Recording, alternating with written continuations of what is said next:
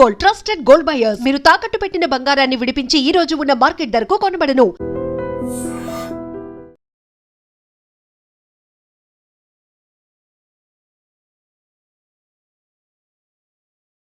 Hi నమస్తే, welcome to iDream media. నేను మీ రుద్దం శ్రీనివాస్. ఇవాల్టి జాతీయ పరిణామాలకు సంబంధించి G7 సమ్మిట్ను ప్రధానంగా చెప్పుకోవాలి. G7 సమ్మిట్ అనేది ఏవైతే బాగా అభివృద్ధి చెందిన దేశాలు ఉన్నాయో అవన్నీ కలిసి చర్చించుకునే ఒక సమ్మిట్ అది. దాంట్లో భాగస్వామి కాకపోయినప్పటికీ, సభ్య దేశం కాకపోయినప్పటికీ భారత్ను అక్కడికి చాలాసార్లు స్పెషల్ ఇన్వైటీగా పిలుస్తుంటారు. అలా ఈసారి కూడా మన భారతదేశం నుంచి ప్రధాని మోదీ గారు వెళ్ళి ఆ సమావేశంలో అటెండ్ అయ్యారు. దీనికి సంబంధించి G7 సమ్మిట్ ఏం కీలక నిర్ణయాలు తీసుకుంది, ఆ కీలక నిర్ణయాల్లో భారత్కు ఏం జరగబోతుంది, భారత్ పాత్ర ఏంటి, ఇట్లాంటి అనేక విషయాలను మనకు వివరించడానికి రీసెర్చ్ అనలిస్టు ఆదిత్య కృష్ణ గారు మనతో ఉన్నారు. ఆదిత్య కృష్ణ గారు నమస్తే. నమస్తే ఆదిత్య కృష్ణ గారు, G7 సమ్మిట్లో మనం అసలు సభ్యదేశం కాదు యాక్చువల్గా అయితే, కానీ ఎందుకు భారతదేశాన్ని ఆ సమావేశాలకు ఆహ్వానిస్తుంటారు? ఎందుకు మనం భారతదేశం తరఫున ప్రధాని గారు వెళ్ళి ఆ సమావేశాల్లో పాల్గొని వస్తుంటారు? ఇది చాలామందికి ఉన్న డౌట్ యాక్చువల్గా. సో మనం గత 10 సంవత్సరాల నుంచి రెగ్యులర్గా వెళ్తున్నాము, గెస్ట్ లాగా వెళ్తున్నాము, వెరీ ఇంపార్టెంట్ కంట్రీ లాగా వెళ్తున్నాం మనం. G7 అంటే మేజర్గా మనకి ఏముంటుందంటే యుఎస్, కెనడా ఉంది, అట్లాగే యూకే, ఇటలీ, ఫ్రాన్స్ ఉంది, అట్లాగే జపాన్ ఉంది, అది UK, France, Italy, Germany and I think Japan. ఇట్లా 7 దేశాలు ఉన్నాయి. మేజర్గా వాళ్ళ మధ్యలోని ఏం అగ్రిమెంట్స్ ఉన్నా కూడా వాళ్ళే కలిసి చేస్తుంటారు. ప్రపంచాన్ని శాసించే దేశాలు ఇవన్నీ యాక్చువల్గా అయితే, అంటే టాప్. అంటే మీరు ఎసెన్షియలీ మీరు చూస్తే జపాన్ ని పక్కన పెడితే, జపాన్, ఇటలీతో కాకుండా మిగతావన్నీ World War II తర్వాత బాగా లైమ్ లైట్ లోకి వచ్చినటువంటి దేశాలు ఇవే.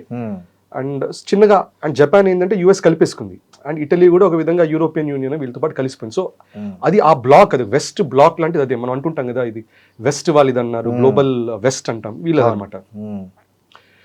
ఇప్పుడు భారత్ ఎక్కడ వస్తుందంటే దీంట్లో గ్లోబల్ సౌత్ అనే వర్డ్ రిపీటెడ్గా వస్తుంది. అది మోదీజీ కూడా అది మళ్ళీ రీఅఫర్మ్ చేస్తున్నారు, గ్లోబల్ సౌత్. గ్లోబల్ సౌత్ అంటే ఏమిటి? నిజం చెప్పాలంటే భారత్, చైనా హెమిస్ఫియర్, ప్రపంచం 2 హెమిస్ఫియర్ ఉంటాయి ఎర్త్లో.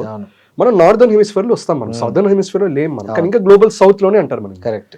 దానికి ఏంటంటే ఇంతకు ముందర బై అండ్ లార్జ్ ఒక 3 టర్మినాలజీస్ ఉంటాయి. Developed countries, developing countries, under developed countries అని ఉండేది. అది చాలా మంది అది it is a wrong way of saying it, అది సరైన మాట కాదనేసరికి ఇప్పుడు global north, global south. So essentially global south అంటే మనకి లాటిన్ అమెరికా, మెక్సికో కూడా, నార్త్ అమెరికాలో మెక్సికో, ఆఫ్రికన్ బెల్ట్, అట్లాగే భారత్ వస్తుంది, చైనా వస్తుంది, అండ్ మిగతాది ఏరియాస్ అంతా మనం ఎక్స్క్లూడ్ చేసాం. ఇప్పుడు ఈ గ్లోబల్ సౌత్లో కూడా కొంచెం నీట్గా ఉన్న ఎకానమికల్గా పొలిటికల్ స్టెబిలిటీతో కొంచెం కొద్దో గొప్ప నీట్గా ఉన్న దేశాల్లో భారత్, చైనా మాత్రమే ఉంది. దాంతో మనకు తెలిసిందే యూరోప్, యుఎస్ ముఖ్యంగా చైనాని ఒక ఎనిమీ దేశం, ఒక శత్రు దేశంలాగా భావిస్తున్నారు. దానివల్ల ఏమవుతుంది, న్యాచురల్గా ఈ గ్లోబల్ సౌత్లో ఒక డామినెంట్గా ఉన్న కంట్రీ, మల్టీపోలార్గా ఉండి అందరితో మంచి రిలేషన్స్ అనేది భారత్కి మాత్రమే. అది మోదీజీ వల్లనో కాదు అవన్నీ కాకుండా ఓవరాల్ భారత్ స్టాన్స్ ఎప్పుడు అదే మెయింటైన్ చేసాం. ఇప్పుడు ఎకానమికల్ గ్రోత్ వల్ల అండ్ మోదీజీ వాళ్ళు పుష్ చేసేటటువంటి ఎకానమిక్ పాలసీస్, ఫారిన్ పాలసీస్ వల్ల గ్లోబల్ సౌత్ కి ఒక లీడర్ లాగా భారత్ని భావిస్తున్నారు. దానివల్ల కన్సిస్టెంట్ గా భారత్ని ఇన్వైట్ చేస్తూనే ఉంటారు, మనం దానివల్ల వెళ్తూనే ఉన్నాము. దీంట్లో కూడా ఒక కీ కంట్రిబ్యూటర్ అనేది అవుతాం మనం. ఎందుకంటే మనం యూరోప్, యుఎస్ తో కూడా డీలింగ్ బాగుంది, అట్లాగే మనకి ఆఫ్రికా ఇట్లాంటి దేశాలు కూడా డీలింగ్ బాగుంది. మనకి అరౌండ్ ఒక 10 సంవత్సరాల క్రితం ఆఫ్రికాతో మొత్తం కలిపి మనకి ట్రేడ్ ఒక $10-15 బిలియన్ కంటే ఎక్కువ ఉండేది కాదు ఇయర్లీ. ఇప్పుడు మీరు చూస్తే దాదాపు $80 బిలియన్ దాకా ట్రేడ్ ఆఫ్రికాతో నడుస్తుంది. అంటే 10 years లో బాగా పెంచాం మనం.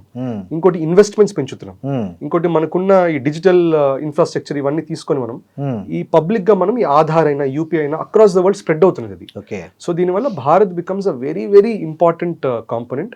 అండ్ మనకు ఉండేటట్టు ఇప్పుడు మనకున్న జనసంఖ్య ఏదున్నా, మనకున్న పాపులేషన్ ఏమున్నా కూడా it's the world's largest market. And in fact ఇప్పుడు యూరోప్కి, యూఎస్కి కూడా చైనా బెల్ట్ రోడ్ ఇనిషియేటివ్ అంటారు. దాన్ని బ్యాలెన్స్ చేయడానికి ఒకే ఒక ఆప్షన్ వాళ్ళకి ఇప్పుడు ఉన్నది, India, middle east, Europe corridor అని ఐమెక్ కారిడోర్ తయారవుతున్నది. మన ముంబై నుంచి, అట్లాగే గుజరాత్ నుంచి, ముండ్రా పోర్ట్ నుంచి, అక్కడి నుంచి షిప్స్ ఈ అరేబియన్ పెనిన్సులా దాకెళ్ళి, అక్కడ రైల్ నెట్వర్క్ మీద ఇజ్రాయెల్ దాకెళ్ళి, అక్కడి నుంచి మళ్ళీ షిప్స్తో యూరోప్కి తగులుతున్నది. సో దీనికి భారత్ బికమ్స్ వెరీ ఇంపార్టెంట్. ఎందుకంటే స్టార్టింగ్ ఎండింగ్ పాయింట్ 2 అక్కడ భారతే అవుతుంది. అంటే భారత్కి యూరోప్కి మధ్యలో ఇదంతా. చైనాకి కౌంటర్ వెయిట్ అది. సో చైనాకి కౌంటర్ వెయిట్ కావాలి, భారత్ మార్కెట్కి యాక్సెస్ కావాలి, ఆ వర్కింగ్ పూల్ కావాలి, రెస్ట్ ఆఫ్ ద గ్లోబల్ సౌత్తో ఒక రీజనబుల్ రిలేషన్స్ ఉండేటటువంటి దేశం కావాలి. దానివల్ల వీ హ్యావ్ బికమ్ ఇర్రిప్లేసబుల్ ఇటువంటి సమిట్స్లో. ఇంకోటి ఆదిత్య గారు, మనం G7లో భారతదేశం ఒక బలమైన అంశం లేవనెత్తింది. ఏంటంటే గ్లోబల్ ట్రస్ట్ డెఫిసిట్ అనే అంశాన్ని బలంగా లేవనెత్తింది. సో దేనికంటారు, అంటే ఈ ప్రపంచ దేశాల మధ్య ఎందుకు ఈ నమ్మక రాహిత్యం అనేది ఎందుకు దీన్ని ఎందుకు భారత్ ప్రధానంగా ప్రస్తావించింది అంటారు? ఇన్ఫాక్ట్ మీరు ఫస్ట్ పాయింట్ థీమే చూడాలి. మనం G7 థీమే చూస్తే అది థీమ్ ఏమంటుందంటే ఎసెన్షియల్ ఇది కొత్త పార్ట్నర్షిప్స్ని తయారు చేయాలి, అట్లాగే ఇంటర్నేషనల్ సాలిడారిటీ అనేది మనం మళ్ళా రీబిల్డ్ చేయాలి. సో ఇది వాళ్ళ థీమ్. ఈ రెండు ఎందుకు తీసుకున్నారు? ఇప్పుడు ఫోర్జింగ్ న్యూ పార్ట్నర్షిప్స్ అంటే ఏంటి, వాళ్ళ ఉద్దేశం ఏంటి? న్యూ పార్ట్నర్షిప్స్ అని ఎందుకు అన్నారు? ఇక్కడ నిజం చెప్పాలంటే ఇక్కడ డైరెక్ట్ గా వాళ్ళు అడ్రస్ చేసేది చైనాని. ఎందుకంటే ప్రతి దానికి సెమీ కండక్టర్ కావాలంటే చైనా, మ్యానుఫ్యాక్చరింగ్ కావాలంటే చైనా, ఇంకేదో కావాలంటే చైనా, ప్రతిదీ చైనాతో అయిపోయేసరికి యూరోప్ యూఎస్ కి రియలైజేషన్ వచ్చింది ఈ పార్ట్నర్షిప్ వర్క్ అవ్వదు, కొత్త పార్ట్నర్షిప్స్ కావాలి. సో దానికి దట్ ఈస్ వేర్ ఇందాక అనుకున్నట్టు Bharat becomes important. International solidarity అనేది వాళ్ళు ఎందుకు పెట్టారు, అండ్ మనం కూడా ఈ ట్రస్ట్ అనేది తగ్గిపోయింది అనేది తేప ఎందుకు అనుకుంటున్నామంటే రెండు మెయిన్ పాయింట్స్ ఉన్నాయి ఇక్కడ. ఫస్ట్ పాయింట్ వచ్చేసరికి ఏంటంటే World War II నుంచి చూస్తే ఇప్పుడు ఈ సంవత్సరం in fact highest number of conflicts నడుస్తున్నాయి. మన న్యూస్లో ఉండేది రష్యా, యుక్రెయిన్, ఇజ్రాయెల్, ఇది మాత్రమే న్యూస్లో ఉంది. అది లేకుండా లాస్ట్ కపుల్ ఆఫ్ ఇయర్స్లో ఇంకా చాలా జరిగాయి. మనకి థాయిలాండ్, కాంబోడియా మధ్యలో యుద్ధం జరిగింది, సుడాన్లో ఇష్యూస్ జరుగుతున్నాయి, యెమెన్లో ఇష్యూస్ జరుగుతున్నాయి, సిరియాలో ఇష్యూస్ జరుగుతున్నాయి, రకరకాల సివిల్ వార్స్, 65 కాన్ఫ్లిక్ట్స్ ఇప్పుడు ఈ సంవత్సరం 65 కాన్ఫ్లిక్ట్స్ ఇప్పుడు ప్రస్తుతానికి జరుగుతున్నాయి. కొన్ని కాన్ఫ్లిక్ట్స్ సివిల్ వార్ రూపంలో, కొన్ని కాన్ఫ్లిక్ట్స్ ఇప్పుడు మయన్మార్లో చూడండి, అది వార్, అది ఇంటర్నేషనల్ వార్ లాగా లేదు కానీ అక్కడున్న మిలిటరీ జంటాకిను రెబెల్ గ్రూప్స్కి మధ్యలో యుద్ధాలు జరుగుతూనే ఉన్నాయి, 65 ఉన్నాయి అట్లా. సో ఓవరాల్ ట్రస్ట్ ఏమైంది World War II తర్వాత అంత వయలెన్స్, అన్ని డెత్స్ ఇప్పుడే కనబడుతుంది లాస్ట్ కపుల్ ఆఫ్ ఇయర్స్లో. సో దానివల్ల ఓవరాల్ ఏమైపోయింది, ట్రస్ట్ అనేది పోయింది. ఏ దేశం నమ్మడానికి లేదు. ఇంకోటి ఇప్పుడు మనం బ్రిక్స్ అంటాం, బ్రిక్స్లో ఉన్నా కూడా ఏమవుతుంది, అందరం కలిసి ఒక రిజల్యూషన్కి మనం ఇరాన్కి వ్యతిరేకంగా పాస్ చేద్దాము, లేకపోతే యూఎస్కి వ్యతిరేకంగా పాస్ చేద్దాం అన్నప్పుడు Bharat side no we cannot. So బ్రిక్స్లో ఏంటి, భారత్ ఏంటి సపోర్ట్ చేయలేదు, ఒక చిన్న ఆలోచన ఉంటుంది. అట్లాగే క్వాడ్ ఉంటుంది. క్వాడ్ ఏంటి, చైనాని సర్కిల్ చేయడానికి, దాంట్లో భారత్, ఆస్ట్రేలియా, యుఎస్, జపాన్ వీళ్ళేంటి చైనాని సర్కిల్ చేసేటట్టు పెట్టారు. అది దాంట్లో కూడా వాళ్ళు ఏమైనా అగ్రెసివ్ మూవ్స్ పెట్టారంటే కొంచెం లైట్గా భారత్ అయినా లేకపోతే కొన్ని విషయాల్లో యూఎస్ అయినా కొంచెం బ్యాక్ ట్రాక్ అయ్యేసరికి మిగతా వాళ్ళు ఇదేంటి కంప్లీట్గా నమ్మడానికి లేదు. సో ఎప్పుడు కూడా ఇది ఒక క్వశ్చన్ మార్క్ అనేది ఉంటుంది. సో ఆ ట్రస్ట్ అనేది బాగా డౌన్ ఉంది. రెండో ఆస్పెక్ట్ ఏంటి, నిజం చెప్పాలంటే యూఎస్ వల్లనే. యూఎస్, యూరోప్ చాలా జాంజిగిరీస్ అనుకున్నాడు, గ్రీన్లాండ్ తీసేసుకుంటానంటాడు. ఇంకోటి ఇరాన్ వారికి వెళ్తున్నా, మీరు అందరూ మీ బేస్లు ఇవ్వండి, మిలిటరీ బేస్లు ఇవ్వండి అంటే బ్రిటిష్ వాళ్ళు ఇవ్వమన్నారు, ఫ్రాన్స్ ఇన్వాల్వ్ అవ్వమంటారు. సో అక్కడ వాళ్ళ మధ్యలో ఉన్న ట్రస్ట్ బ్రేక్ అయింది. ఇంకోటి ట్రేడ్ మనకి యూఎస్కి నీట్గా జరగాలంటే టారిఫ్ అంటాడు, టారిఫ్ మళ్ళీ తగ్గిస్తాడు, మళ్ళీ పెంచుతాడు, ఎందుకు ఏం చేస్తున్నాడు ఎవరికి అర్థమవుదు. మనతో క్లోజ్ అవుతున్నాడు అన్న వెంటనే వెళ్ళి పాకిస్తాన్ వాళ్ళతో ఫ్రెండ్షిప్ అంటాడు. మొన్నని జేడీ వాన్స్ అన్నారు, నా లైఫ్లో ఒక ఇండియన్, ఒక పాకిస్తాన్ చాలా ఇంపార్టెంట్, ఇండియన్ మా భార్య, పాకిస్తానీ అంటే ఆసిమ్ మునీర్. వాళ్ళ భార్యతో పాటు జేడీ వాన్స్ వాళ్ళ భార్య స్థానంలో ఆసిమ్ మునీర్ని పెడుతున్నాడు. అట్లా పెట్టాడో మనకు అర్థమవుతుంది. కానీ వీళ్ళిద్దరు నాకు ఒకటే సేమ్ అంటాడు అతను. ఆయన చెప్పడం ఇండియా పాకిస్తాన్ సేమ్ అని, కానీ ఆయన చెప్పిన ఎగ్జాంపుల్ వినడానికి మరీ అతి వింతగా ఉంది, కరెక్ట్ కాదు. కానీ ఎసెన్షియల్లీ ఏం చెప్తున్నారు, that Pakistan is important to us అన్న మరుక్షణం మనకేంటి, దట్ వాళ్ళకున్న టెర్రరిస్ట్ మూవ్మెంట్స్ ఉన్న ఏది ఉన్నా కూడా డౌన్ ప్లే చేసినట్టే. సో మనం ఎట్లా ట్రస్ట్ చేస్తాం యూఎస్ని? సో కొద్ది గొప్ప ట్రస్ట్ చేయగలిగినటువంటి దేశం అంటే బై అండ్ లార్జ్ భారత్ ఒక్కటి ట్రస్ట్ వర్దిగా ఉంది. మనం ఎవ్వరు ల్యాండ్ లోపలికి ఇన్ఫిల్ట్రేట్ చేయట్లేదు, ఎవరి దేశాల పొలిటిక్స్లో ఇన్వాల్వ్ అవ్వట్లేదు, మన పని మనం చూసుకుంటున్నాం, మన సేఫ్టీ మనం చూసుకుంటున్నాం. సో అందుకనే మోదీజీ ఈ ట్రస్ట్ అనేది బిల్డ్ చేయాలంటాం. ఆర్ మోదీజీ కాకుండా any Bharatiya speaking on that it is absolutely relevant. ఎందుకంటే ట్రస్ట్ అనేది ఉంటే వాళ్ళ భారత్ తప్పితే ఎవరిని నమ్మడానికి లేదు. మన నేబర్హుడ్ లో నమ్మలేము. ఇప్పుడు నేపాల్ని నమ్ముకున్నా కూడా వాళ్ళు వచ్చి పిచ్చి పిచ్చిగా చేస్తున్నారు మన మీద. బంగ్లాదేశ్ తెలిసిందే ఏం చేస్తున్నారు, చైనా తెలిసిందే, నేపాల్ కూడా చైనా ఫండింగ్ ఇస్తుంది. ఇప్పుడు మోస్ట్లీ ఇప్పుడు యూఎస్, ఇప్పుడు బాలెన్ షా ఉన్నంత కాలం అది యూఎస్, ఇప్పుడు బాలెన్ షా వెళ్ళిపోయి కేపీఎల్ వస్తే మళ్ళీ చైనా. అవును, ఎండ్ ఆఫ్ ద డే అక్కడ మనం ఎక్కువ మళ్ళీ ఇన్వాల్వ్ అవ్వట్లా. సో ఓవరాల్ ఏంటి, గ్లోబల్ గా ఇంటర్నేషనల్ రిలేషన్స్ ఏముంటుంది, మనకి ట్రేడ్ ఉండాలి, రీజనల్ సెక్యూరిటీ, సేఫ్టీ ఉండాలి, మొత్తం ఈరోడ్ అయిపోయింది. పాపం యూఏఈ, సౌదీ వీళ్ళందరూ యూఎస్ నమ్ముకున్నారు, ఇరాన్ వాళ్ళ వల్ల నమ్మకం మొత్తం కొలాప్స్ అయిపోయింది. అందుకని it is very apt that international solidarity అనేది బ్రేక్ అయిపోయింది. సాలిడారిటీనే కాదు, ట్రస్ట్ కూడా బ్రేక్ అయిపోయింది. ఎవరు నమ్మడానికి లేదు. ఆదిత్య గారు, G7 దేశాల ఒక సదస్సులో మనం ఏదైతే డెవలప్డ్ కంట్రీస్ పెట్టుకున్న మీటింగ్లో మనం ఒక భారత ప్రధాని గారు వెళ్ళి ఈ గ్లోబల్ సౌత్ అనే దేశాలు ఏవైతే ఉన్నాయో అవి పడుతున్న ఆర్థిక ఇబ్బందుల గురించి గట్టిగా గొంతుగా వినిపించగలిగారు. ఎలా సాధ్యమైంది ఇది? అంటే ఒక అంత స్పేస్ ఎలా ఇచ్చారు అనేది. కరెక్ట్. సో గ్లోబల్ సౌత్ అని ఇందాక అనుకున్నట్టు ఎసెన్షియలీ ఒకప్పుడు డెవలపింగ్ లేకపోతే అండర్ డెవలప్ కంట్రీస్ని ఇవాళ స్టైల్గా వాళ్ళు గ్లోబల్ సౌత్ అంటున్నారు. ఇప్పుడు డెవలప్డ్ కంట్రీస్ అని ఏమన్నా కూడా నిజం చెప్పాలంటే వాళ్ళు డెవలప్డ్ కంట్రీస్ ఏం బేసిస్ మీద వెళ్ళారు? ఎందుకంటే ఈ so call developing under developing countries వీళ్ళ మీద పడి దున్నుకొని ఉన్న ఆస్తులని లాక్కొని వెళ్ళడం వల్లనే వాళ్ళు డెవలప్ అంతే కదా.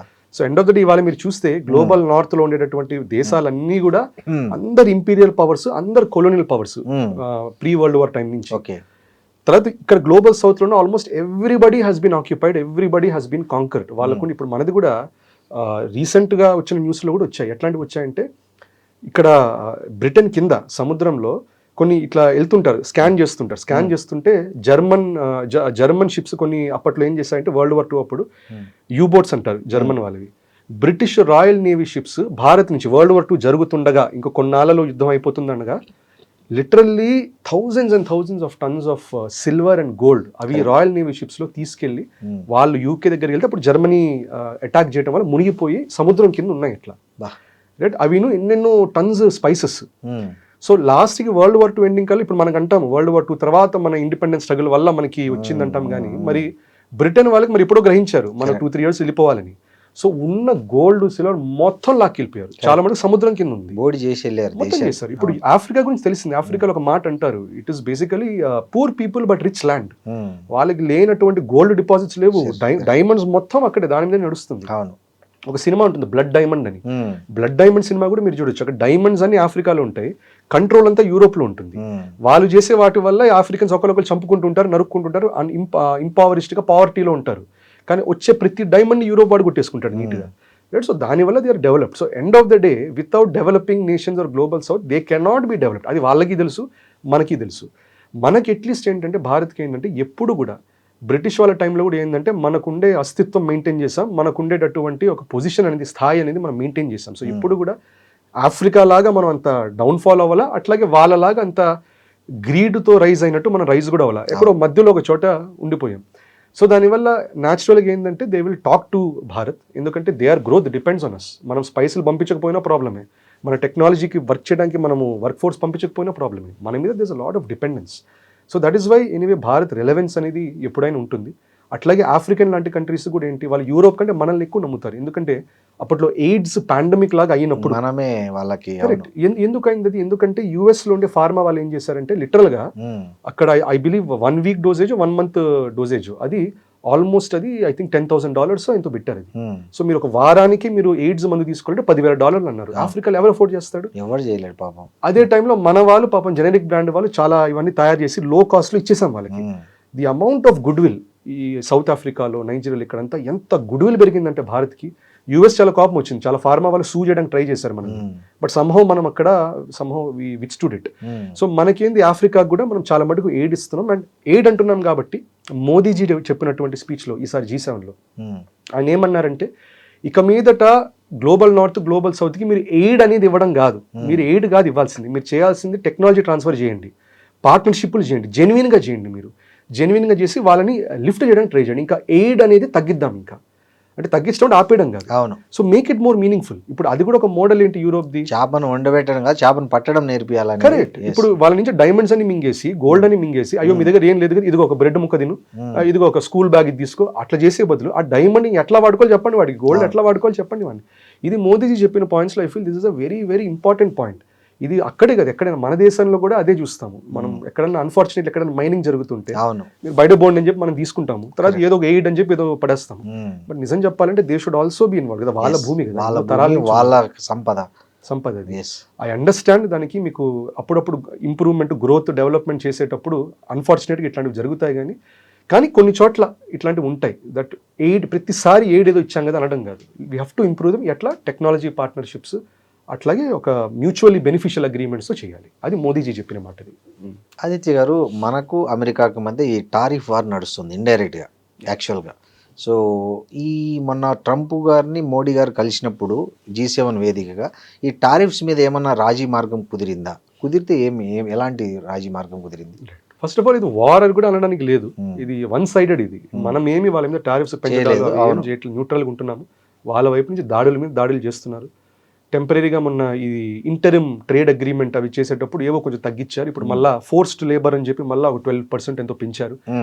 సో దీంట్లో కూడా ఇది కూడా వచ్చింది. సో అది కూడా వాళ్ళు అన్నారు దట్ ట్రేడ్, అందుకనే మోదీజీ కూడా అన్నప్పుడు దట్ గ్లోబల్ ట్రస్ట్ అనేది పోతున్నది అన్నప్పుడు it is also to refer about the trade tariff wars. ఎట్లా టారిఫ్ వార్స్ లో మనం వీఆర్ నాట్ ఇన్వాల్వ్డ్ కానీ we are a victim of the tariff war.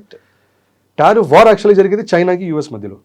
So దీంతో ట్రంప్ అక్కడే ఎండ్ ఆఫ్ ద డే ఏమన్నారు, he is a very close friend of ours, right, వీళ్ళతో మంచి partnership, ఇవన్నీ అన్నారే కానీ టారిఫ్ మీద ఎటువంటి కమెంట్స్ వాళ్ళు డైరెక్ట్గా వేయాల. అయితే we will have better trade అన్నట్టు అన్నారు అంతే. అట్ ద సేమ్ టైం ఇదొకటి అన్నారు, సెక్యూరిటీ వైజ్ మీ మీద ఎవరైనా దాడులు చేస్తే మేము వాళ్ళు ప్రొటెక్ట్ చేస్తాం, మోదీజీ ఉన్నంత కాలం, ఆయన వెళ్ళిపోతే మాకు సంబంధం లేదు. అది ఏదో మాట్లాడాడు కానీ మనకి టారిఫ్ రిలేటెడ్ ఎక్కువ జరిగినట్టు కనబడట్లా మనకి, అట్లీస్ట్ G7 సమిట్లో. వాట్ వీ నో ఇస్ చాలా రకరకాల పార్ట్నర్షిప్స్ జరిగాయి. కెనడాతో మంచి కామన్ పార్ట్నర్షిప్స్ జరిగాయి, ఎకానమిక్ పార్ట్నర్షిప్స్ ఇవన్నీ జరిగాయి, అగ్రిమెంట్స్. సో ఇట్లాంటివి జరుగుతున్నాయి కానీ యూఎస్తో మనం అంత సిగ్నిఫికెంట్గా ఉన్నదైతే ఇదే ట్రేడ్ అగ్రిమెంట్ ఆల్రెడీ అయిపోయింది, $500 బిలియన్ అగ్రిమెంట్ అయింది, అదే నడుస్తుంది, అది ముందరే జరిగింది అది. సో ఐ వుడ్ సే G7లో స్పెసిఫిక్ ఏం లేదు అన్నా కూడా డొనాల్డ్ ట్రంప్ చెప్పిందంటే లిప్ సర్వీస్ లాగానే అనిపిస్తుంది. మనల్ని మెచ్చుకుంటున్నారు, అట్లాగే at the same time Keir Starmer తో కూడా మంచిగా మాట్లాడారు. నెక్స్ట్ టైం కేఎస్ స్టార్మర్ ఏమో రిజైన్ చేసేసారు, రైట్. సో ఆయన ఒక మాట అంటున్నాడు కానీ వెనకాల ఇంకేదో జరుగుతుంది. ఇంకోటి మనం అనుకున్న విషయమే దట్ మోదీజీతో మీ సెక్యూరిటీ ఇవంతా మేము చూసుకుంటాము, we will not let you attack అంటూ అదే రోజు ఎగ్జాక్ట్లీ G7 ఏ రోజు ట్రంప్ మాట్లాడారో యుఎస్ లో ఇండో పెసిఫిక్ కమాండ్ అని వాళ్ళ నేవీ వాళ్ళకు ఒకటి ఉంటుంది, ఇండో ప్యాక్ కమాండ్. దాంట్లో నీట్గా ఏం చేశారు, ఇండో ప్యాక్ కమాండ్ లో ఇండో లేపేసి మాది పెసిఫిక్ కమాండ్ మాత్రమే, ఇండియన్ ఓషన్ ఏమైనా జరిగితే మాకు బాధ్యత లేదన్నట్టు వాళ్ళు ఓపెన్ గా, అది డిక్లరేషన్. అది ఎక్కువ మనం మీడియాలో కవర్ అవ్వలేదు కానీ ట్రంప్ అక్కడ మేము మిమ్మల్ని మీ జాగ్రత్తని మీ సెక్యూరిటీని మేము చూసుకుంటాం, మీ రక్ష అది మా బాధ్యత అని అక్కడ ఉంటూ రెండో వైపు ఇండో పెసిఫిక్ కమాండ్ లో ఇండో లేపేసేసి అసలు మాకు సంబంధమే లేదన్నట్టు అన్నారు అక్కడ. అంటే మీ ఇండియాను చైనాను ఏమైనా అయినా మాకు సంబంధం లేదన్నట్టు. సో ఎసెన్షియల్లీ దీస్ ఆర్ ఆయన చెప్పిన మాటకి జరిగే రియాలిటీకి కనబడట్లేదు, సిమిలారిటీ లేదు. ఆడవారి మాటలకు అర్థాలు వేర్లే అనే వాళ్ళు ఒకప్పుడు, ట్రంప్ మాటలకు అర్థాలు వేరు. ఈ మధ్య ఏమైంది ఆడవాళ్ళు ఇంకా కొంచెం ఎక్స్ప్రెసివ్ గా చెప్పేది చాలా పిన్ పాయింట్ చెప్తున్నారు నీట్ గా, కానీ ఇప్పుడు ట్రంప్ మాటకి అర్థాలే వేరులేలాగా ఉంది. అవును. ఇంకోటి ఆదిత్య గారు, మొన్న మన నావికులు చనిపోయారు, మన 3 చనిపోయారు అమెరికన్ దారి. దీనికి సంబంధించి అక్కడ ఏమైనా చర్చ జరిగిందా, ట్రంప్తో మోడీ గారు ప్రస్తావించడం కానీ అలాంటిది ఏమైనా జరిగిందా, దానికి ఏమన్నా ప్రయోజనం ఉందా అట్లాంటి?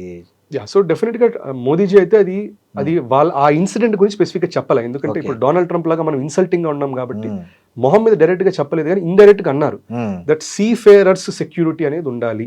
అంటే ఇట్లా ఉండే సెయిలర్స్ ఎవరున్నా లేకపోతే నేవీనా మర్చెంట్ నేవీ ఎవరున్నా వాళ్ళ సేఫ్టీస్ అట్మోస్ట్ ప్రయారిటీ అన్నట్టు మోదీజీ చెప్పి వాళ్ళని ఎట్లాగొట్లా మనం కాపాడుకోవాలి, వాళ్ళ మీద ఏం దాడులు లేకుండా చూడాలని చెప్పి మోదీజీ అన్నారు. ఇది న్యాచురల్ గా దేని గురించి రిఫర్ చేస్తున్నారంటే నిజంగా మనం అనుకుంటుంటాం, అప్పట్లో అన్నాం ఇరాన్ వాళ్ళు మనం 2-3 షిప్స్ ని దాడి చేశారు, అట్లా ఎట్లా చేశారు అన్నాం. But end of the day Iran వాళ్ళు చేసినా కూడా ప్రాణాలు ఏం పోలేదు మనకి. మొన్న యూఎస్ వాళ్ళు చేసిన దానికి పాపం 3 చనిపోయారు. మన తెలుగు వాళ్ళు కూడా ఒక అతను ఉన్నారు. ఇప్పుడు మన మీడియాలో మన వ్యూవర్స్ కూడా కొంతమంది అంటారు ఇరాన్ అట్లా ఎట్లా దాడి చేసింది ఇది అంటారు కానీ మరి యూఎస్ వాళ్ళు చంపేసిన తర్వాత వై ఆర్ వి టాకింగ్ అంటే ఇరాన్ ఒకటి శత్రు దేశంగా ఎందుకు భావించాలి? ఇరాన్ ఇంకా మెయిల్ చేసింది మనకి బయలు, అది కూడా 2-3 జరిగిన వెంటనే వాళ్ళు అపాలజీస్ చెప్పారు, ఇమీడియట్ గా అపాలజీస్ చెప్పారు, ఇమీడియట్ గా డిప్లొమాటిక్ వెళ్ళి చెప్పారు, ఇవన్నీ జరిగాయి. But no loss of life, attacks on ships అయితే జరిగాయి. ఇప్పుడు వీళ్ళది వచ్చేసరికి వీళ్ళేమంటారు, మేము బ్లాకేడ్ పెట్టాము, మీరు ఇరాన్ వాళ్ళు తీసుకెళ్తున్నారు, దానివల్ల ఇంజన్ రూమ్ లో కాల్చి వీ డిడ్ ఇట్, ఏదో అయింది ఏదో అయిపోయింది అన్నట్టు అంత తేలిగ్గా, చాలా తేలిగ్గా, చాలా వాళ్ళకి ఏముంది, ఇట్స్ యూఎస్ కి ఏం లేదు కదా, వేర్ ఆల్ నంబర్స్ అంతే. మామూలుగా ఫ్యాక్టరీలో కార్మికుడు చనిపోతే తీసి అక్కడ పడండి 10,000 ఇస్తాం 20,000 ఇస్తాం అన్నట్టు అంత సింపుల్ గా చెప్పాడు రియాక్షన్. కరెక్ట్. అంటే కొంతమంది చేస్తారు పాపం, చాలా మంది ఇంకా ఎథిక్స్ తో ఉండే వాళ్ళు కూడా ఉన్నారు ఫ్యాక్టరీస్ లో. బట్ ట్రంప్ మీరు చెప్పినట్టు అటువంటిదే, that is their all numbers, కార్మికులు దేర్ నంబర్స్, అందరు నంబర్స్ మాత్రమే. సో పోయారు సరే వాట్ కెన్ వి డు, కానీ అదే మోదీజీ అన్నారు. ఎందుకంటే మన వాళ్ళు దాదాపుగా మనకి సెయిలర్స్ అక్కడ ఆ రీజన్ లో దాదాపు 20,000 మంది దాకా ఉన్నారు అక్కడ. సో ఎంత హై రిస్క్ లో ఆపరేట్ చేస్తుంది. మొన్నటిదాకా ఇరాన్ ఒకటి రిస్క్ అనుకుంటే ఇప్పుడు యూఎస్ అంతకంటే పెద్ద రిస్క్ అని తెలియదు మనకి. ఇది మనకు తెలిసినదే, కానీ మనం సీలో ఏమనుకున్నాం, యూఎస్ ఇట్లాంటి పని చేయదనుకున్నాం కానీ చేసింది. But of course we have to recognise ఆ షిప్ ఏది అటాక్ చేస్తారో అది ఇండియన్ షిప్ అయితే కాదు, అది పలావ్ నుంచి అది ఇంకో షిప్ అది. సో ఆ షిప్ మీద స్పెసిఫికల్గా అటాక్ జరిగింది. అన్ఫార్చునేట్లీ దాంట్లో ఉన్నది మన సెయిలర్స్, భారతీయులు ఉన్నారు. అది ట్రంప్ మోదీజీ అది డెఫినెట్గా రైజ్ చేశారు. ట్రంప్ దాని మీద ఏమీ రెస్పాండ్ అవ్వలేదు, ఇగ్నోర్ చేసేశారు. సో మనం చెప్పడం అయితే ఇంపార్టెంట్, వాళ్ళు ఏం చేస్తారని అయితే మనం ఎక్స్పెక్ట్ చేయకూడదు. ఒకటి ఆదిత్య గారు, మనకి కెనడాకు మధ్య, భారత్ కెనడాకు మధ్య ఏదైతే సమగ్ర ఆర్థిక భాగస్వామ్యం సెఫా దాని పునరుద్ధరణ కోసం, అంటే మళ్ళీ ఇష్యూ చేయడం కోసం చర్చలు ఏమైనా విజయవంతమయ్యాయా? ఎలాంటి అవకాశం ఏర్పడింది అక్కడ దీన్ని పునరుద్ధరించడానికి? సో కెనడా మనకి తెలిసింది, జస్టిన్ ట్రూడో ఉన్నప్పుడు మంచి రిలేషన్షిప్, భారత్ కెనడాకు ఉన్న రిలేషన్షిప్ని మొత్తం తీసుకొచ్చి కింద ఒక మొత్తం మట్టిపాలు నేలపాలు చేసేసాడు అప్పట్లో. సో అది చేయడమే కాకుండా కావాలని ఖాళిస్తానీ వాళ్ళకి ఇంకా ఇంకా ఇంకా సపోర్ట్ చేసి వాళ్ళకు షెల్టర్ ఇచ్చి బాగా సపోర్ట్, అంటే భారత వ్యతిరేక ఉగ్రవాద కలాపాలను ప్రోత్సహించారు యాక్చువల్ రకం చెప్పాలంటే. జస్టిన్ ట్రూడో చాలా ఎక్కువగా చేశారు. బట్ యాజ్ ఎక్స్పెక్టెడ్ ఆయన పడేశారు. మార్క్ కార్నీ వచ్చారు. మార్క్ కార్నీ వచ్చినప్పటి నుంచి చాలా మారాయి. ఆయన చూస్తే మనం ఖాళిస్తానీ మూవ్మెంట్ లో కూడా కొంచెం స్పీడ్ తగ్గింది ఉంది, కానీ ఇప్పుడు మీరు చూస్తే ఎక్కువ యూకే నుంచి వస్తుంది న్యూస్. యూకే నుంచి వస్తుంది, కానీ మొన్ననే ఒక ఇండియన్ ఎంబసీ బయట కూడా యూకే వాళ్ళు మన తిరంగాని కాళ్ళ కింద తొక్కి పెట్టి తర్వాత పిచ్చి పిచ్చిగా మాట్లాడాడు. ఇప్పుడు చూడు, ఆ భారతీయులు వస్తారు, నా కాలం తాకుతారు, కాలు తాకి దాని కింద వాళ్ళ తిరంగాన్ని బట్టికెళ్తారు చూడు, అట్లా పిచ్చి పిచ్చిగా చండాలంగా మాట్లాడాడు. మన వాళ్ళు పాపం అగ్రెసివ్గా ఏం కాకుండా నీట్గానే హ్యాండిల్ చేశారు. బట్ కెనడా నుంచి తగ్గింది అది. సో అది జరగటమే కాకుండా మనం ఇంకోటి గుర్తుపెట్టుకోవాల్సింది, యురేనియం మనం చాలా ఇంపోర్ట్ చేస్తుంటాం. అది ఇంపోర్ట్ చేసే దాంట్లో నంబర్ 1లో ఉండేది కజాకిస్తాన్, నంబర్ 2 పొజిషన్లో ఉండేది కెనడా. సో అది కూడా ఒక అగ్రిమెంట్, ఈ కాంప్రిహెన్సివ్ ఎకనామిక్ పార్ట్నర్షిప్ అగ్రిమెంట్లో మనకి యురేనియం ఇంపోర్ట్స్ నుంచి కూడా ఉంది.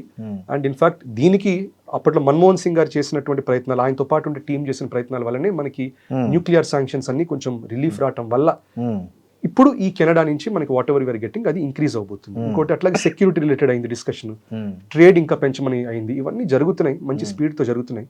అందుకనే మన స్టూడెంట్స్ కూడా వెళ్ళేది చూస్తే ఇప్పుడు యూఎస్లో ఎట్లా డిప్ అవుతున్నారో మన స్టూడెంట్స్, ఇంటర్నేషనల్ స్టూడెంట్స్, కెనడాలో చిన్నగా రైజ్ అనేది కనబడుతుంది ఇక మీదట, ఎందుకంటే మార్క్ కార్నీ ఉన్నంత సేపు అట్లీస్ట్. సో అది ఎనివే జరుగుతున్నది. So I think this is one of the successes ఈ కరెంట్ ఫారిన్ పాలసీలో, కెనడాని స్వే చేసుకోవటం. ఇంకోటి నేచురల్ ట్రంప్ కూడా కెనడాకి వ్యతిరేకంగా మాట్లాడుతున్నాడు. Canada will be our 51st, he will be the 51st governor, అట్లా పిచ్చి పిచ్చిగా మాట్లాడారు అప్పట్లో. సో ఇవన్నీ కూడా కెనడాను ఒక విధంగా ప్రో భారత్ గా పుష్ చేస్తున్నది. అండ్ ఐ థింక్ సెపా డెఫినెట్గా it's working in our favour. ఇంకోటి ఆదిత్య గారు, మనం ఏదైతే ఈ మన G7 దేశాలు ఉన్నాయో, ఈ శాంతి ఒప్పందం కుదిరింది కదా మన వార్కు సంబంధించి, ఇజ్రాయెల్, ఇరాన్, అమెరికా ఈ వార్కు సంబంధించిన ఒక అగ్రిమెంట్ జరిగింది కదా, దాన్ని ఒక దౌత్యపరమైన మైలురాయిగా ఆ G7 దేశాలు దాన్ని అభివర్ణించాయి. అంటే ఏంటి అంత శాంతి ఒప్పందం అనేది ఆ దేశాలకు అంత ఇంపార్టెంట్ అనుకోవాలా, ఎట్లా అనుకోవాలి దాన్ని? డెఫినెట్గా, ఎందుకంటే ఇప్పుడు మెయిన్ కన్సర్న్ ఇప్పుడు త్వరలో వింటర్ వస్తుంది. ఇంకా ఇప్పుడు మనం జూన్లో వచ్చేసాం, జూలై, ఆగస్ట్, సెప్టెంబర్ వదిలేసి ఇంకా అక్టోబర్ నుంచి చిన్నగా కోల్డ్ విన్స్ మొదలవుతాయి వాళ్ళకి. యూరోప్కి ఏంటంటే ఎనర్జీ లేకపోతే చాలా పెద్ద ప్రాబ్లం ఎదుర్కొంటారు. ఎందుకంటే మనము సమ్మర్లో ఎట్లా ఎనర్జీ కన్సూమ్ చేసి ఏసీలు వాడతామో, వాళ్ళు వింటర్లో అట్లా ఎనర్జీలు కన్సూమ్ చేసి వాళ్ళు హీటర్స్ అవన్నీ నడుపుకోవాలి.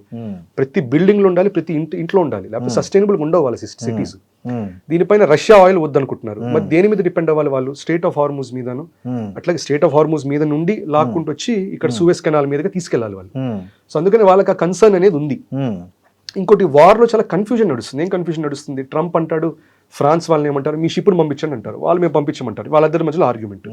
బ్రిటన్ వాడికి మీరు షిప్సే కాదు, మీరు ఎయిర్ ఫోర్స్ పంపించండి అంటారు, మేము ఇన్వాల్వ్ అవ్వమంటారు, దాంతో మళ్ళీ ఒక ఆర్గ్యుమెంట్. ఇంటర్నల్గా మళ్ళీ ఇష్యూస్. మళ్ళీ ఇతను మీరు చూస్తే జార్జియా మెలనీ మీద కూడా ఏవో కొన్ని లూజ్ స్టేట్మెంట్స్ అనేవి వేసారు. So end of the day ఏమవుతున్నదంటే యుఎస్కి యూరోప్కి మధ్యలో బాగా డిఫరెన్సెస్ వస్తాయి. దానికి one of the major pains taking points ఇదే. దట్ ఇరాన్ వారే వాళ్ళు ఏమంటారు, ఇది మా యుద్ధం కాదు, ఎందుకు బలవంతం చేస్తూ ఉంటారు. యూఎస్ఏ మీద మన యుద్ధం ఎందుకంటే ఇజ్రాయెల్ అడిగింది కాబట్టి మనం చేయాల్సిందే అంటుంది. సో ఇది పెద్ద స్ట్రెస్ ఫ్యాక్టర్ అనేది అయిపోతుంది. ఆయిల్ ప్రైజెస్ అంతా షూటప్ అవటం తెలుస్తుంది, ఆయిల్ స్కార్సిటీ గురించి తెలుస్తూనే ఉంది. సో రష్యా యూక్రెయిన్ వార్ ఒక ఇష్యూ అయితే వాళ్ళకి ఇరాన్ యుఎస్ వార్ అంతకంటే పెద్ద ఇష్యూ అనేది అవుతున్నది, ఎందుకంటే డైరెక్ట్ ఎఫెక్ట్ అవుతున్నారు. ఇంకోటి, ఆ పాయింట్లో జరగడం వల్ల ఏమవుతున్నది, ఆయిల్ పక్కన పెడితే ట్రేడ్ జరగాలన్నా చైనా నుంచి మ్యానుఫ్యాక్చరింగ్ గుడ్స్ రావాలి, భారత్ నుంచి అగ్రికల్చర్ ప్రొడ్యూసర్స్, ఫార్మస్యూటికల్స్, ఎక్విప్మెంట్స్ ఇవన్నీ వెళ్ళాలి. ఇవన్నీ కూడా మీకు ఇరాన్ వార్ వల్ల ఆగిపోతున్నాయి. అండ్ ఇంకోటి, వాళ్ళు అక్కడి నుంచి అయినా పంపించాలని కూడా అవ్వట్లేదు. సో దీనివల్ల ఎక్స్ట్రీమ్ కేయాటిక్గా ఉంది యూరోప్. యూఎస్ నిలబడుతుంది, కానీ యూఎస్కి 2 సైడ్లు ఉన్నాయి నీట్గా, సముద్రం 2 వైపులు ఉంది, 2 వైపుల నుంచి వెళ్ళచ్చు. యూరోప్కి అట్లా లేదు కదా, ఒక మెడిటరేనియన్ సీ ఒక్కటే ఉంది దారి. అండ్ ల్యాండ్ రూట్ అంతా మీకు టర్కీ మీదుగా ఇవే, మళ్ళీ ఇరాన్ తగులుతుంది. So end of the day they are looking forward to it. So మన వర్సైలస్లో మెమరాండమ్ ఆఫ్ అండర్స్టాండింగ్ ఒకటి, ఇరాన్స్ మెమరాండమ్ ఆఫ్ అండర్స్టాండింగ్ ఒకటి సైన్ చేశారు. అది ఇంకా కంప్లీట్ అయినట్లు కాదు, అది ఇట్స్ అన్ MOU. ఇప్పుడు అంతే, ఇప్పుడు ప్రాపర్టీ కొనేటప్పుడు కూడా ఫస్ట్ ఒక MOU ఉంటుంది, అయిన తర్వాత ఎప్పుడో సేల్ అగ్రిమెంట్ అనేది తర్వాత అవుతుంది మనకి. సో ఇంకా ఉంది ఒక 60 days అయితే పడుతుంది, 60 రోజుల తర్వాతని అన్ని ఫైనలైజ్ అవుతాయి. సో దాని వాళ్ళందరూ ఎంతో ఆశగా చూస్తున్నారు. దానికి ఫైనల్గా ఇప్పుడు కొంచెం తగ్గారు అది. అండ్ మనకు తెలిసిందే యూఎస్లో వార్ పవర్స్ యాక్ట్ అనేది ఉంటుంది. దానివల్ల ప్రెసిడెంట్, కాంగ్రెస్ వాళ్ళ పర్మిషన్ లేకుండా దాదాపు 60 రోజులు యుద్ధం కొనసాగించవచ్చు. అందుకని February 28 నుంచి April 28 దాకా జరిగింది యుద్ధం. మే నుంచి ఏమైందంటే ఇంకా he had no option, he had to go to Congress. వాళ్ళందరూ వారికి వ్యతిరేకంగా ఓట్ చేశారు. సో దానివల్ల మీరు చూస్తే మనకి మే నుండి చాలా మటుకు తగ్గిపోయింది. ఇది ఇజ్రాయెల్ అది పట్టించుకోవట్లేదు. అవును. యూఎస్ కూడా తెలుసు మనం వెళ్ళడానికి లేదు కానీ ఇజ్రాయెల్ వెళ్ళొచ్చు కదా అని చెప్పి లెబనాన్ అటాక్ చేస్తూనే ఉన్నారు. So end of the day this will be successful, so that అప్పుడు ఆయిల్ వైజ్ అందరికీ రేట్లు తగ్గుతాయి, ఓవరాల్ గ్లోబల్ ఎకానమీ అనేది మళ్ళీ స్టెబిలైజేషన్ అనేది రావాలి. అందుకని దానికోసం it's a mile stone for them. ఇంకోటి G7 దేశాల్లో రష్యా, ఉక్రెయిన్, అదేవిధంగా చైనాకు వ్యతిరేకంగా కొన్ని తీర్మానాలు చేశారు. సో ఇది భారత్కు ఎలా లాభం, ఈ తీర్మానాల వల్ల భారత్ ఎలాంటి లాభం పొందుతుంది అంటారు? మనకి రష్యా వ్యతిరేకంగా చేసే దానివల్ల ఒక్కటే ఒక లాభం మనకి ఏముంటుందంటే మేజర్గా మనము మల్టీపోలార్ ఇవన్నీ పెట్టుకోవడం వల్ల ఒక్క మెయిన్ లాభం మనకి ఆయిల్. దట్ రష్యా నుంచి వచ్చే వాళ్ళు ఎవరికి అమ్మడానికి లేదు, మనమేమో మాకు ఇవ్వండి అంటాం, తక్కువ రేట్లో మనకి ఇస్తారు. అది మేజర్ అడ్వాంటేజ్. అది మనకి మెయిన్ యాక్చువల్గా వచ్చేటటువంటి లాభం ఎక్కడ వస్తుందంటే చైనా విషయంలో. ఎందుకంటే చైనా +1 అనే పాలసీ అది ఆల్రెడీ గ్లోబల్గా ఉన్నది. దాంట్లో మేజర్గా బెనిఫిట్ అయ్యేది మీరు చూస్తే భారత్, కొంచెం వియట్నాం కూడా బెనిఫిట్, ఇన్ఫాక్ట్ మనకంటే ఎక్కువ బెనిఫిట్ వియట్నాంకి వెళ్తుంది. ఓకే. సో చైనా +1 పాలసీ మనం బెనిఫిట్ అవుతాం. ఇంకోటి వాళ్ళందరూ అగ్రీ అయ్యారు. ఇన్ఫాక్ట్ మీరు ఇందాక సెపా అన్నారు, సెపాలో కూడా మనం ఏం చేసామంటే relating to rare earth minerals ఇవన్నీ కూడా డిస్కషన్స్ పెట్టాం. ఇప్పుడు రేర్ ఎర్త్ మినరల్స్ అంటే బై డిఫాల్ట్ అంతా చైనాని అనుకుంటారు, సెమీ కండక్టర్ మ్యానుఫ్యాక్చరింగ్ అంటే చైనాని అనుకుంటారు. ఇప్పుడు అది మారుతున్నది. యూఎస్ వచ్చేసరికి ప్యాక్స్ సిలికా అని పెట్టి, చైనా ప్యాక్స్ సిలికా అంటే సిలికాన్తో చేసే సెమీ కండక్టర్స్కి మనం అది రా మెటీరియల్స్ తీయటం, దాని నుంచి సెమీ కండక్టర్ తయారు చేయటం, దాని నుంచి ఎక్స్పోర్ట్ చేసి వాడటం, ఇవన్నీ మొత్తం ఎండ్ టు ఎండ్ చేయాలని చెప్పి అది మొత్తం 95% దాకా చైనా దగ్గర ఉందని డిపెండెన్స్ తగ్గించడానికి ఇప్పుడు భారత్లో మీ దగ్గర ఉంది, ఆంధ్రాలో ఉంది, మీ దగ్గర ఒడిశాలో ఉంది, ఇవన్నీ ఎక్స్ట్రాక్ట్ చేయండి. అమెరికా నుంచి టెక్నాలజీ ఇస్తాం, యూరోప్ నుంచి టెక్నాలజీ ఇస్తాం, మీరు తయారు చేయండి నీట్గా, మీరు సిలికాన్ బేస్ సెమీ కండక్టర్స్ తయారు చేయండి, తయారు చేసి మాకే అమ్మండి మళ్ళీ. సో ఇది వాళ్ళు ఎసెన్షియల్గా అంటారు. సో ఇట్లాంటి బెనిఫిట్స్ చైనా మీద ఏం డిపెండెన్స్ ఉందో ఎకానమికల్గా అది చిన్నగా మన వైపుకి వస్తుంది. అంటే ఎకానమిక్ డిపెండెన్స్ మన మీద పెరిగినప్పుడు ఏమవుతుంది, రేపు మళ్ళీ పాకిస్తాన్ చైనాను దాడి చేసినప్పుడు ఇమ్మీడియట్గా మిగతా దేశాలు, మనతో ఫ్రెండ్లీగా ఉన్న దేశాలందరూ ఏమంటారు, వాళ్ళని టచ్ చేస్తే వీలు లేదంటారు. ఎందుకంటే మనకి వార్ జరిగిన, మన ప్రొడక్షన్ తగ్గిన, మన ఎకానమీ దెబ్బతిన వాళ్ళు దెబ్బతింటారు కదా. సో అందుకని economy and trade is very important. అది ఎవరితో మంచిగా ఉంటే రేపు యుద్ధం జరిగిన వాళ్ళే మనం సపోర్ట్ చేస్తారు. ఇంకోటి ఈ G7 దేశాల్లో అలా పాల్గొని వెళ్ళాడో లేదో బ్రిటన్ ప్రధాని రాజీనామా చేశారు. ఏంటి పాపం, అంటే అతను వచ్చి 2 years అయింది కదా లేబర్ పార్టీ బ్రిటన్లో. ఆ 2 yearsలోనే ఎందుకు అతను రాజీనామా చేసే పరిస్థితులు ఎందుకు ఏర్పడ్డాయి? దీని వెనక ఏమైనా అమెరికా కుట్ర ఉందంటారా? మోస్ట్ లైక్లీ ఉందని అంటున్నారు, రైట్. ఎందుకంటే G7లో ఆయన వెళ్ళిన మరుక్షణం, ఇన్ఫాక్ట్ ఇది ఎప్పుడు జరిగింది, June 21 కల్లా, అంటే కేర్ స్టార్మర్ ఓపెన్గా చెప్పక ముందరే డొనాల్డ్ ట్రంప్ ట్రూత్ సోషల్లో పోస్ట్ పెట్టాడు, కేర్ స్టార్మర్ రిజైన్ చేయబోతున్నాడు అని. ఇది అప్పట్లో మీకు గుర్తుంటే మనకి పెహల్గాం అటాక్ జరిగిన తర్వాత, సింధూర్ తర్వాత నేను చెప్పాను వాళ్ళు యుద్ధం ఆపేస్తున్నారు అన్నారు. అప్పుడు మనందరం చాలా ఇరిటేట్ అయ్యాం, ఇదేంటి మేము డిక్లేర్, నువ్వెవడో డిక్లేర్ చేయడం. సో ఆయన ఏం చేస్తున్నా, క్రెడిట్ తీసుకుంటున్నాడు అన్నిటికీ. సో ఇక్కడ కూడా కేర్ స్టార్మర్ చెప్పక ముందరే ట్రంప్ చేయబోతున్నాడు అనేసాడు. అది అన్న తర్వాత ఈయన చెప్పారు. సో దీన్ని బట్టి ఏమర్థమవుతుంది, ఇది ట్రంప్ కూడా గ్లోబల్గా ఏం చెప్తున్నాడు, మేము చెప్పినట్టు జరుగుతుంది చూడండి, మా పవర్ చూడండి అని ట్రంప్ చూపించుకుంటున్నాడు. కరెక్ట్. దీనికి కూడా మల్టిపుల్ రీజన్స్ ఉన్నాయి. ఒకటేంటంటే ఇతను ఒక పీటర్ మెండల్సన్ అని ఒక అతన్ని పెట్టారు, అంబాసిడర్ ఆఫ్ యుఎస్ లాగా యూకే వాళ్ళు పెట్టారు. అతను వచ్చేసరికి మొన్న రీసెంట్గా ఈ ఎప్స్టైన్ ఫైల్స్ అప్పుడు నీట్గా ఆయన పేరు కూడా చూపించారు. ఆ ఈమెయిల్ కమ్యూనికేషన్స్లో ఈ పీటర్ అనే అతను ఎప్స్టైన్ని he is my best pal, very close friend అని చెప్పటం, తర్వాత ఎప్స్టైన్ 2008లో ఈ సెక్షువల్ అబ్యూస్ స్కాండల్ ఎదుర్కొన్నప్పుడు సపోర్ట్ చేయటం, అతని ఇవన్నీ డాక్యుమెంట్స్ బయటపడ్డాయి. పడేసరికి February 2026లో ఆయన రిజైన్ చేయాల్సి వచ్చింది. ఇంకోటి అతను హీస్ అ గే అయినా కూడా రిపబ్లికన్స్ కి నచ్చదని తెలిసినా కూడా బలవంతంగా అంబాసిడర్ గా పెట్టారు. సో అది కూడా రిపబ్లికన్స్ బాగా ట్రిగర్ అయ్యారు, ఇట్లా పెట్టారు. వెన్ వీఆర్ అగేన్స్ట్ LGBTQ ఇవన్నీ మేము యాంటీ పాలసీస్ పెడుతుంటే వాళ్ళు ఏంటి చేయటం, ఇది కూడా. సో ఎందుకు కేర్ స్టార్మర్ చేశారంటే, care Starmer is a labour party prime minister. ఇంకోటి ఆయన కూడా హార్డ్ లెఫ్ట్, ఆయన కరెక్ట్ హార్డ్ లెఫ్ట్ వచ్చేసరికి ఆయన ఏం చేశారు, అట్లాంటి లెఫ్టిస్ట్ బేస్ పాలసీస్ పెట్టారు. సో ట్రంప్ కూడా ఏంటి, యాంటీగా ఉండేవాళ్ళు, అంటే రిపబ్లికన్స్కి యాంటీగా ఉండేవాళ్ళు, లెఫ్టిస్ట్ వీళ్ళందరినీ సైడ్గా ఒకరి తర్వాత ఒకరిని తీయించేస్తారు. సో వెనిజువెలా మదూరో కూడా హార్డ్ కోర్ కమ్యూనిస్ట్, కరెక్ట్, తీసవతలు బారేసి ఆయన ఎక్కడున్నారో మనకు తెలియదు, న్యూస్ తెలియట్లేదు, అతను న్యూసే రావట్లేదు, అసలు ఏం రావట్లేదు. భార్యాభర్తలను ఇద్దరిని కిడ్నాప్ చేశారు, తర్వాత జైల్లో పెట్టారా, బతికినారా, చనిపోయారా, అసలు ఏం తెలియట్లేదు. అది ఎవరు పట్టించుకోవట్లేదు, ఇంక్లూడింగ్ UN. Nobody cares. ఐక్యరాజ్య సమితి ఏం చేస్తుందో నాకు అర్థం కావట్లేదు. కరెక్ట్. సో అట్లాగే యూకేలో కూడా అది అయిన వెంటనే చాలా మంది అనుకున్నారు ఇది కేర్ స్టార్మర్ కూడా వదలడు అనుకున్నారు. ఇంకోటి కేర్ స్టార్మర్ కూడా గమనిస్తే గ్రీన్లాండ్ ని ట్రంప్ నేను ఆక్రమించుకుంటానంటే అప్పుడు తను సపోర్టివ్గా మాట్లాడాలి. ఇంకోటి సిప్రస్లో మీ బ్రిటిష్ బేస్ వాడు ఇరాన్ని టార్గెట్ చేస్తామంటే అలౌ చేయాల. తర్వాత మేము ఇరాన్ మీద అఫెన్సివ్ మీద వెళ్తున్నాం, మీ షిప్స్ పంపించండి, రాయల్ నేవీ షిప్స్ పంపించండి, పంపించండి చెప్పాడు. సో ఇవన్నీ కూడా ట్రిగర్ అయ్యాడు. సో దీనివల్ల US is anyway not happy. దానిపైన ఇంటర్నల్గా కూడా యూకేకి అన్నిటికంటే పెద్ద దరిద్రం ఏం పట్టిందంటే అక్కడ ఈ పాకిస్తానీ గ్రూమింగ్ గ్యాంగ్స్ లాగా గుంపుల్లాగా పాకిస్తానీ వాళ్ళు వెళ్ళి ఇల్లీగల్ ఇమిగ్రెంట్స్ వెళ్ళి వాళ్ళు చిన్న చిన్న బ్రిటిష్ పిల్లలని వాళ్ళు I think 10 years 12 years 13 years వాళ్ళని వెళ్ళి ఎట్లా ఒకట్లా పార్కుల్లో కలిసి స్కూళ్ళల్లో కలిసి వాళ్ళని చిన్నగా మైండ్లోకి వల్గర్ విషయాలని దింపి చిన్నగా వాళ్ళతో పాటు సెక్షువల్ అబ్యూస్ చేసేదాకా తీసుకెళ్లారు. మొన్ననే ఒక యూకే పార్లమెంటరీ ఒక రిపోర్ట్ రిలీజ్ చేశాడు. దాదాపుగా 2.5 లక్షల మన యూకే పిల్లలకి ఇది సెక్షువల్ అబ్యూస్ జరిగింది గ్రూమింగ్ గ్యాంగ్స్ వల్ల అని. సో దాంట్లో కూడా ఏంటి, కన్జర్వేటివ్స్ అయితే అప్పుడు ఋషి సేనకు ఓపెన్ అన్నాడు పాకిస్తానీ గ్రూమింగ్ గ్యాంగ్స్ అనేసారు. లేబర్ పార్టీ వాళ్ళంటే పాకిస్తాన్ అన్నాడు అనమాట. గ్రూమింగ్ గ్యాంగ్స్ ఏవో జరుగుతున్నాయి, ఇది ఇల్లీగల్ మైగ్రేషన్ వాళ్ళు అంటున్నాడు, కానీ is not stating the point which is Pakistan. So ఇది ఆయనకి బాగా అగేన్స్ట్గా ఉంది. ఇంకోటి ట్రంప్ కూడా రాశారు, అన్చెక్డ్ మైగ్రేషన్ వల్లను అండ్ ఎనర్జీ మీద ఫెయిల్డ్ పాలసీస్ వల్ల పోయాడు కేర్ స్టార్మర్ అన్నాడు. బట్ నిజం చెప్పాలంటే ఇల్లీగల్ మైగ్రేషన్ చూస్తే కేర్ స్టార్మర్ ముందర సంవత్సరానికి దాదాపు 9 లక్షల మంది వెళ్ళేవారు ఇల్లీగల్గా. కేర్ స్టార్మర్ తర్వాత తగ్గింది, బాగా 2 లక్షలకు తగ్గింది. సో అది ట్రంప్ అన్నా కూడా నిజం చెప్పాలంటే data wise it supportive of Keir Starmer. ఎనర్జీది మరి ఇరాన్ వార్ చేస్తూ కేర్ స్టార్మర్ ఎట్లా బ్లేమ్ చేస్తావు? సో ట్రంప్ ఏం చేశాడు, బ్లేమ్ వేరే వాటి మీద ఇంటర్నల్గా ఇష్యూస్ అని చెప్పాడు, కానీ వీ నో ఇనవే ట్రంప్ కూడా స్టేట్ చేసినట్టే మేమే జయించాం కానీ ఈ కారణాలు చెప్తామన్నట్టు చేశాడు. సో అది ఆల్రెడీ అగేన్స్ట్గా ఉంది. అండ్ యూకే తెలిసిందే పొలిటికల్ స్టెబిలిటీ అనేది ఆల్మోస్ట్ 0 అయిపోయింది. ఐ థింక్ గత 10 సంవత్సరాలు 6 ప్రైమ్ మినిస్టర్లు వచ్చారు. కొద్దో గొప్ప ఫుల్ టర్మ్ కంప్లీట్ చేసింది డేవిడ్ క్యామరాన్ తర్వాత తెరీసా మే వచ్చింది, 3 సంవత్సరాలు ఉంది, వెళ్ళిపోయింది. బోరిస్ జాన్సన్ వచ్చాడు, 3 సంవత్సరాలు వెళ్ళిపోయాడు. లిస్ ట్రస్ అని వచ్చాడు, ఐ థింక్ 50 రోజులు 2 నెలలు కూడా లేడు అంతే.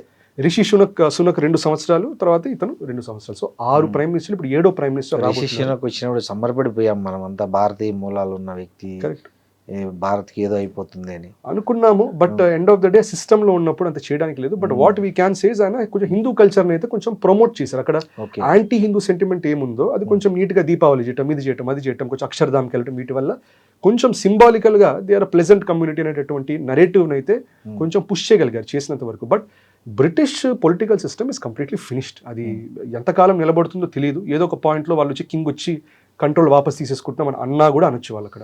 అంటే ఇప్పుడు ఈ కీమ్ స్టార్మర్కి ఎప్స్టీన్ ఫైల్స్ చూపించి భయపెట్టించి రిజైన్ చేయించినారంటారా? సో మోస్ట్ లైక్లీ అదే అంటున్నారు. ఏమంటున్నారంటే G7 సమ్మిట్ అప్పుడు ఒక మీటింగ్, ఒక స్పెసిఫిక్ మీటింగ్ జరుగుతుంది అంటున్నారు. కెమెరా లేని మీటింగ్ ఒకటి ట్రంప్కిను కేర్ స్టార్మర్ మధ్యలో జరిగిందని చెప్పి అక్కడ లోకల్గా చూసిన వాళ్ళు కొంతమంది స్టేట్ చేసినటువంటి రిపోర్ట్స్ ఉన్నాయి. ఏమి రికార్డింగ్ లేదు. కానీ ఏమంటారంటే మీటింగ్ అయిపోయేసరికి ట్రంప్ హ్యాపీగా బయటకు వచ్చాడు, కానీ కేర్ స్టార్మర్ కొంచెం ఫేస్ అంతా పేల్గా అయిపోయింది, సీరియస్గా అయిపోయాడు అని అంటారు. దాంట్లో వాళ్ళు ఏమంటున్నారంటే ఇప్పుడు FBI director cash Patel US లో ఆయన జూలైలో ఒక next set of Epstein files release చేయబోతున్నారు. ఎప్స్టైన్ ఫైల్స్ దాదాపుగా 6 లక్షల డాక్యుమెంట్లు ఉంటాయి. ఇప్పటిదాకా 3 దాకా రిలీజ్ అయినట్టు, 3.5 ఇంకో 3 లక్షల డాక్యుమెంట్లు పెండింగ్ ఉన్నాయి. దాంట్లో ఒక వర్డ్ ఉంటుంది, రిడాక్టెడ్ అని ఉంటుంది. రిడాక్టెడ్ అంటే ఏంటంటే ఇప్పుడు ఎవరిదన్నా పేరు ఉంటే సో పర్సన్ చెడు పని చేశాడంటే పేరుని హైలైట్ చేసి ఇట్లా కట్ చేసేసి పంపిస్తారు పేరు రాకుండా. కానీ ఇప్పుడు ఏమంటున్నారంటే జూలైలో రాబోయే ఫైల్స్లో అన్రిడాక్టెడ్ వర్షన్ వస్తున్నాయి. అన్రిడాక్టెడ్ అంటే పేర్లు చూపిస్తూ, మనుషులను చూపిస్తూ రాబోయే కొన్ని డాక్యుమెంట్స్ వస్తాయి. అవి చాలా మటుకు యూకే వాళ్ళు కవర్ అవబోతున్నారు. యూకే ప్రిన్స్ ఆండ్రూ ఆల్రెడీ ఆయన అరెస్ట్ చేయాల్సి వచ్చింది. ఈయన మనం అనుకున్న వాళ్ళ అంబాసిడర్ మెండల్సన్ ఆయన ఇప్పుడు రిజైన్ చేయాల్సి వచ్చింది. మోస్ట్ లైక్లీ కేర్ స్టార్మర్ కూడా ఆయన 2008 నుండి 2013 దాకా అనుకుంటా ఎప్స్టైన్ పీక్ లో ఉన్న టైంలో ఆయన అక్కడ పబ్లిక్ ప్రాసిక్యూషన్ డిపార్ట్మెంట్ కి హెడ్ చేశాడు కేర్ స్టార్మర్. అండ్ ఇట్లాంటి సెక్షువల్ స్కాండల్స్ ఎవరు వచ్చినా కూడా అందరికీ క్లీన్ చిట్ ఇచ్చి పంపించేశారు ఆయన. సో అది త్వరలో రాబోతున్నది. అది వచ్చాక కేర్ స్టార్మర్ తప్పించుకునే అసలు సమస్య లేదని చెప్పి. సో ఇది అంటారు ద ట్రంప్ ఇవి చూపించి ఇవి రాబోతున్నాయి, నీ పేరుంది బాస్ చూసుకోమని, ఇంకా నీ ఇష్టం నువ్వు చూసుకో అని చెప్పి వచ్చారని. సో ఇది కూడా ఒకటి. సో ఇంటర్నల్ పార్టీ ఇష్యూస్ ఉన్నాయి, యూకే ఇన్స్టెబిలిటీ ఉంది, ట్రంప్ US గవర్నమెంట్ పెట్టే ప్రెషర్ కూడా ఉంది. సో అనుకుంటే ట్రంపే ఉన్నాడంటారు కదా ఎప్స్టీన్ ఫైల్స్ లో. ఆయన ఉన్నారన్నా కూడా కానీ మరి ప్రూవ్ అవ్వలేదు కదా, బయట పడలేదు. ఇంకో గవర్నమెంట్ వచ్చినప్పుడు తెలుస్తుంది. అవును. సో ట్రంప్ ఉన్నా కూడా నీట్గా ఆయన పేరు ఎక్కడ రాకుండా రిలీజ్ చేసుకుంటున్నారు. థ్యాంక్ యూ ఆదిత్య గారు, థ్యాంక్ యూ వెరీ మచ్.